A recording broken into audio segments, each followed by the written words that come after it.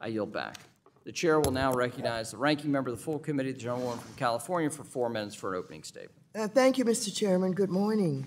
I'd like to welcome you, Madam Secretary, before the committee today and applaud the work, both your leadership and President Biden's leadership.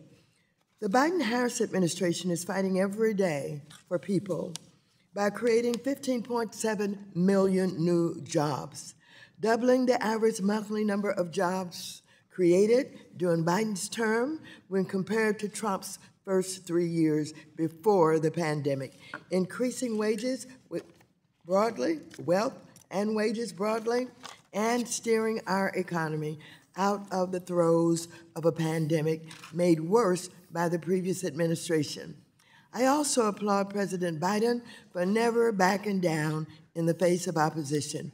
When the Supreme Court blocked his plan to cancel student debt, President Biden sought other ways to help America's student loan borrowers. To date, the Biden administration has forgiven $144 billion in federal student loans for nearly 4 million borrowers.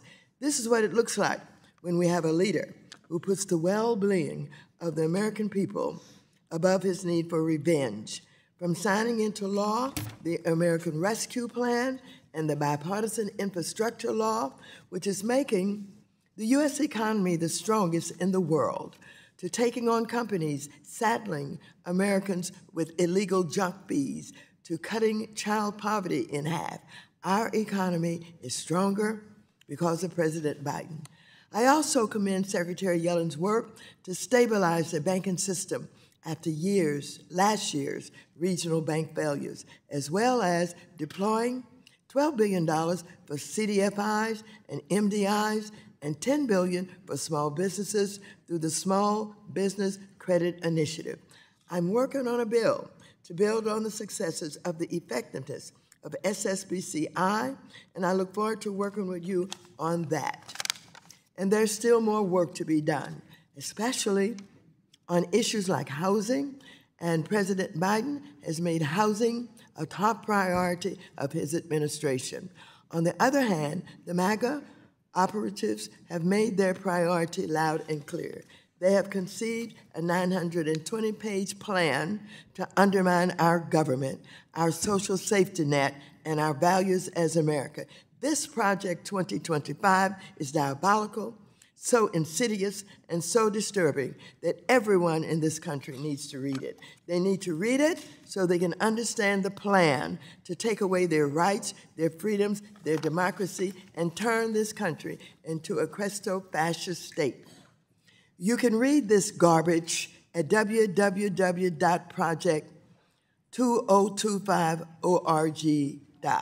Now, Project 2025 was written by former Trump White House staffers, Trump administration officials, and the ultra-right-wing Heritage Foundation.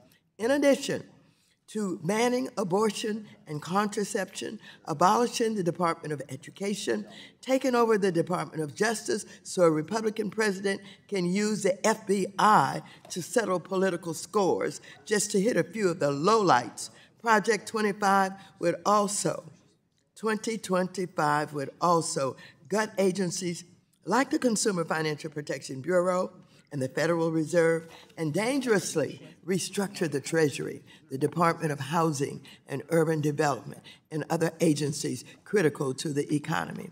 Moreover, Project 2025 describes plans to withdraw from international financial institutions like the IMF and the World Bank, both of which have advanced U.S. democratic ideals all around the world. I yield back.